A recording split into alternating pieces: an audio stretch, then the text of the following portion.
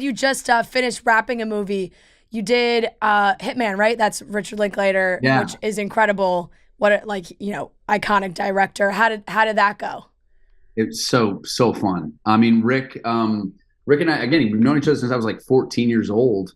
So in this movie, we wrote together and produced together, and I play like 12 different characters in this movie. So actually, Jonathan Majors, who's playing Kang in all the Avengers movies, he has to play like an infinite amount of characters. Yes. We were actually talking shop on how to actually conceivably play all these different characters. So Majors and I continue to be wingmen and collaborators even after this. But now I know all the Marvel secrets. He broke every NDA.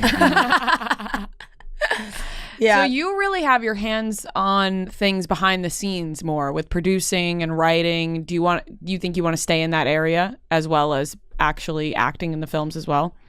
I think like looking at the people that I really like admire in this business, like people that have managed to keep their hand on the wheel, or at least like even looking at Cruise, looking at Matt Damon, Brad Pitt's got a great I love that he's just Cruise. The That's way it. you Cruise. say it is so cool. So casual. Like it's just like, he's just my good pal Cruise. Cruise. But it's like all these guys, even Margot Robbie, right? Like you look at these people that they're producing and making their own stuff.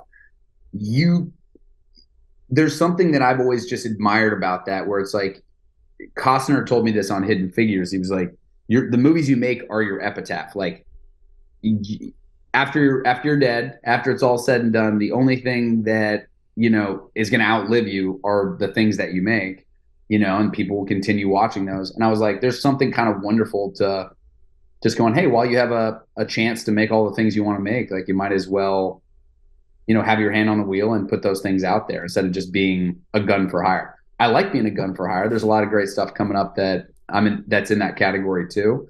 But it's really nice. It's like there's a different satisfaction, like again, finding the book for Devotion and now seeing it in theaters on Thanksgiving. Like that's a really satisfying feeling to kind of see something from start to finish. Right. And why not do both if you can? Yeah, exactly. Yeah. I love making movies. So I always just kind of had the mentality of like, I don't like the feeling of having my hand out asking for a job. Like, I feel like there's this desperation in Hollywood where everybody's like kind of like the actors like always just seemed really desperate to me. I don't know. I didn't like that. You know what I mean? Like, Like put me in anything. That. I don't like that. I don't like asking for shit. What'd you say? Like I said, put me in anything. Like that's like me. I'm like, put me in literally anything. Give me any role. I will take anything. Yeah.